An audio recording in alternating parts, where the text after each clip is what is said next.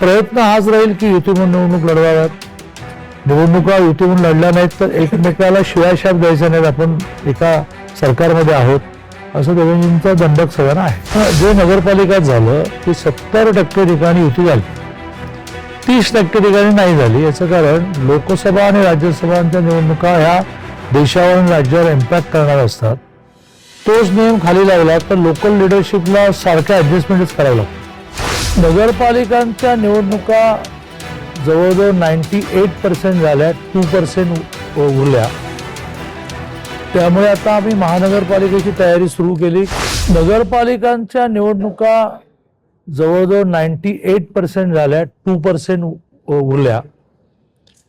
त्यामुळे आता आम्ही महानगरपालिकेची तयारी सुरू केली. कारण 3 वर्ष 5 वर्ष, काही ठिकाणी 3 वर्ष, काही ठिकाणी 5 वर्ष निवडणुकाच न झाल्यामुळे सगळ्या एक लॉट आल्या. असं कधी महाराष्ट्र राजकारणात झालं नाही. त्यामुळे 280 नगरपालिकांचं पहिलं पूर्ण करू, मग महानगरपालिका. त्यामुळे महानगरपालिकेची तयारी आम्ही सुरू केली आज.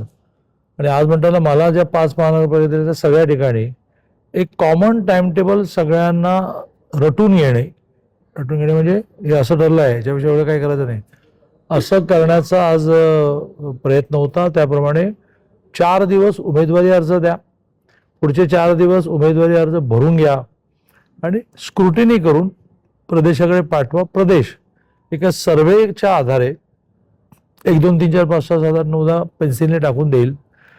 ते घेऊन तुम्ही लोकल टीम बसा आणि लोकल टीमची जवळजवळ अनुमानं ही 90% ठिकाणी जुळतील. 10% ठिकाणी नाही जुळली तर पुन्हा एकदा प्रदेशात जायला लागतं फायनलायझेशन करायला. पण पहिली 90% ही पक्की झाल्यानंतरही प्रदेशाकडे शिक्का मारायला न्यायला लागतात. ते सोडलं तर त्या 90%ना प्रदेश कुठला इंटरफेरन्स करणार नाही. महापालिका निवडणूक कशी लढवणार आता? नगरपंचायत झाल्या त्यात काही ठिकाणी जे नगरपालिकात झालं की 70% ठिकाणी युती झाली, 30% ठिकाणी नाही झाली. याचं कारण लोकसभा आणि राज्यसभांच्या निवडणुका ह्या देशावर आणि राज्यावर इम्पॅक्ट करणार असतात. तोच नियम खाली लावला तर लोकल लिडरशिपला सारख्या ऍडजस्टमेंटच करावं लागतं. त्यामुळे स्थानिक स्वराज्य संस्थांच्या निवडणुकीत थोडं कार्यकर्त्यांना नेत्यांना स्वातंत्र्य द्यावं लागतं. त्या स्वातंत्र्याचा ते गैरफायदा घेत नाहीत असा आमचा अनुभव आहे. त्यामुळे ते आणि पटकन निर्णय कसे काय करू देऊ आम्ही त्यांना म्हणू की विचार करा, आमच्याकडे या, बोला, विचार करा, या, बोला, असं करत करत निर्णय होईल. पण प्रयत्न हाच राहील की युती म्हणून निवडणूक लढवाव्यात. निवडणुका युती म्हणून लढल्या नाहीत तर एकमेकाला शिवाशाप द्यायचा नाहीत. आपण एका सरकारमध्ये आहोत असं देवेंद्रजींचा दंडक सगळ्यांना आहे. दादा, पुण्यामध्ये 20-21 नगरसेवक काँग्रेस राष्ट्रवादीचे भाजपमध्ये प्रवेश करण्याची चर्चा आहे. मलाही बातमीमधून कळलं. बातमी वाचल्यापासून मी शोधतोय की हे 20-21 जण कोण आहेत. कारण ज्यांना यायचंय त्यांचं पुण्यात बऱ्यापैकी येणं झालं.